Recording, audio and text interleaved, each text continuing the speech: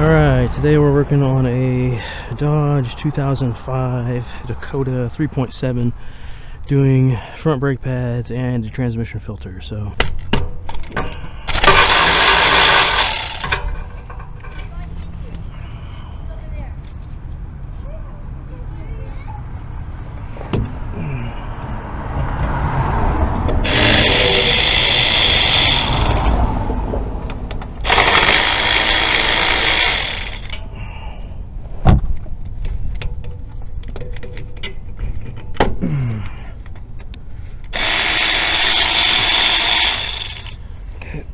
this one is generally a mess to do, so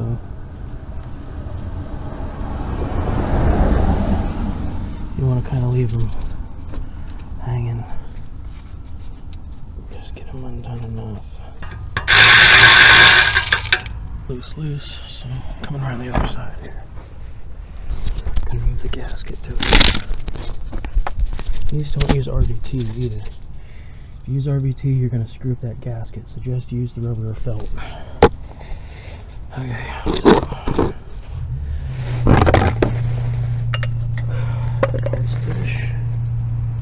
just gonna slowly do this and leave one on each corner. I usually leave one in there and one on the other side, so it's able to just freely kind of hang with a little bit of thread in there. You know, give it some leak room so you can just kind of let it leak into the bucket there. It's really stupid they don't have a drain plug on these, but the V8 has one. The V6 does not, so it's kind of stupid. Which, if I own the truck, I would probably pull the pan and tap a bolt hole there, just because I'm like that. Make my own drain plug, or the side, wherever it's not touching something in there. But okay, we're almost all the way out. Just gonna let it drip for a second. Take a rubber hammer to the outside here in just a second. So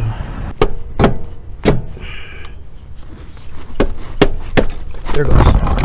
Okay, so catch all our drip. Trying to get the camera in it. Try and catch as much drip as we can here.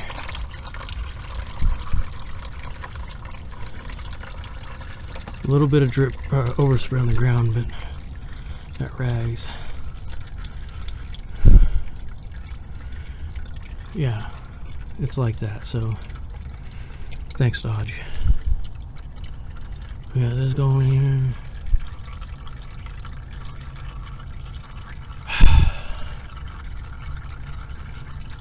This will take a bit to drip, so let it pour out. We'll have some in the pan that we dump, so that's why we got two catch pans here too. So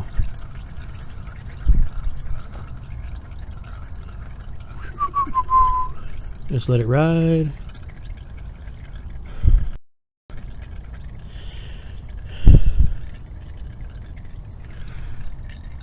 And this, he didn't really tell me if it was shuttering or if we had any issues with that. I think maybe his overdrive's giving problems, or it's just a simple maintenance.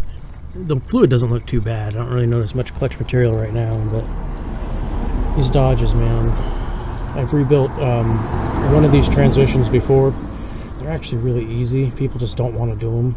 And you break them open, they're pretty straightforward. So maybe I'll do a video on that in the future. Hopefully not on this one. So we'll see.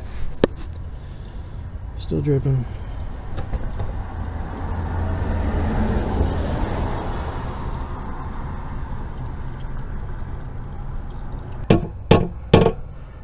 It's kind of nice to let it hang on this side. Let's see if I can grab the camera for this.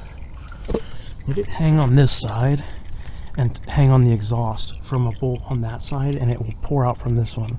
If you do it the other way, it's just going to be all over the place. This is kind of a place where it can rest on. Just my word of advice, I always kind of let it lean on the exhaust.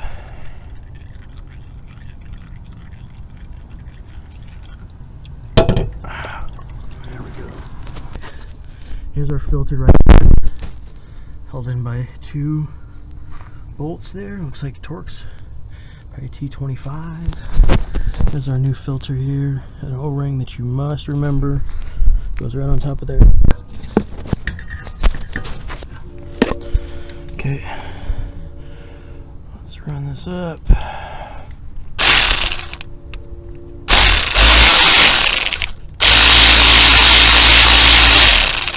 Alright. T25 bolt one's out. Another one.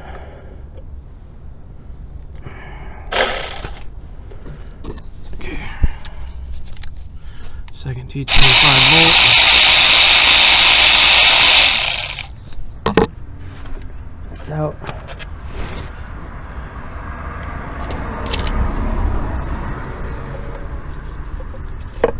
Okay, so got our new filter pushed up in there. Thread in T25s like so. Once again, don't forget the O-ring on the inside of that filter. It comes with an O-ring for a reason. Okay. T25. Stick that in there.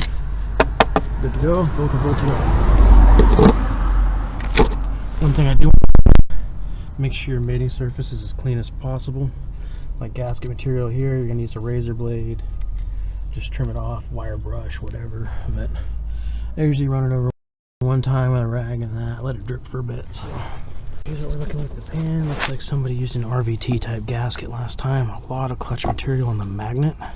You can see it. It's just transmission's got some wear on it, so hope he's not having any issues with it. He didn't mention anything about slipping or anything like that, so regular service here.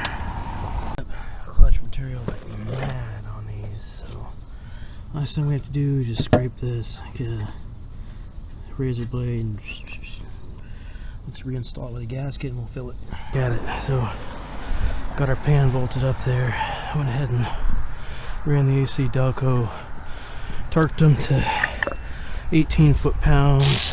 The manual cost asks for 14, so pretty much on the upside with the refill. We're just going to do some brakes here first and